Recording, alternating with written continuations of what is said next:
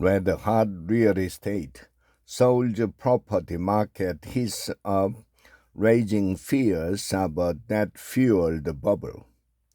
At a time when South Korea's economy faces downside risk on multiple fronts, policymakers are now required to deal with two interrelated challenges: a spike in property prices in Seoul and the ballooning of household debt. The resurgence of Seoul's housing market is prompting renewed concerns over financial stability, since the Seoul metropolitan government eased land transaction restriction in key districts last month. Trade activity has surged, particularly in the affluent Gangnam area.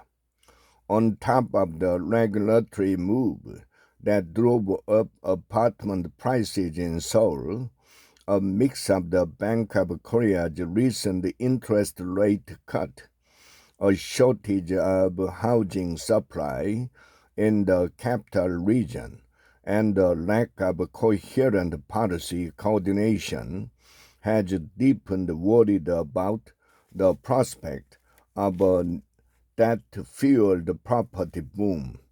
Latest data shows that Seoul's apartment prices rise by 0.16% in the week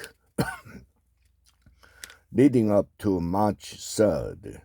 Songpa-gu witnessed the biggest rise of 0.7% from the previous week, followed by Gangnam-gu and Seocho-gu at 0.46%. Notably, the weekly rise of Songpa-gu's property values marks the biggest level in 7 years. By contrast, less affluent districts in Seoul, such as Nowon-gu, Dobong-gu, and Gangbuk-gu, recorded declines. Critics argue that the Seoul city's decision to ease land transaction controls in Gangnam-gu and neighboring areas, ostensibly to protect the property rights and inject fresh energy into the sluggish real estate market, has only heightened speculative sentiment.